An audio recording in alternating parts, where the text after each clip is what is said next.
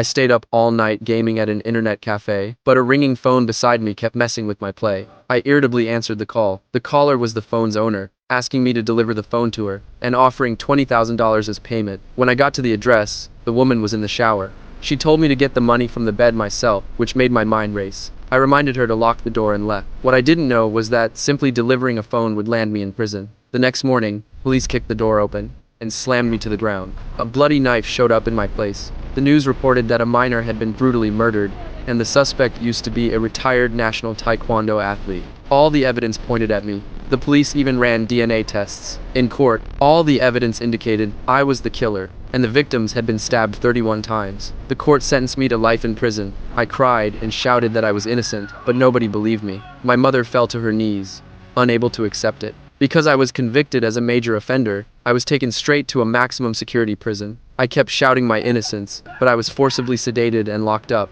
When I woke in the cell, I stood at the wall alone, afraid to make eye contact with anyone. The inmate boss immediately sent people to grab me. After a brutal beating, the boss sneered that I was a rapist. In anger, I fought back, but that only brought more vicious beatings. When the guards arrived, they struck me with batons. Then I was put in solitary for 30 days. It was like hell. Afterward, the inmate boss kept targeting me. No matter where I went, they'd grab me. The insults and torture drained my will to live. I tried to kill myself but was stopped by a guard. Outside the prison, my mother protested at the courthouse every day, rain or shine. When she came to visit me at the prison, she burst into tears.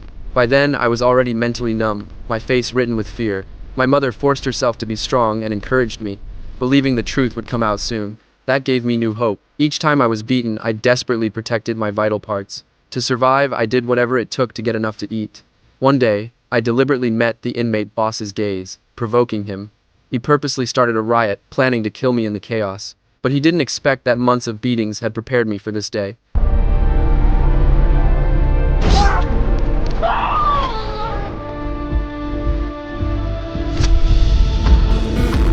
On the way to the infirmary, I struck again in a surprise attack, and won my chance to escape.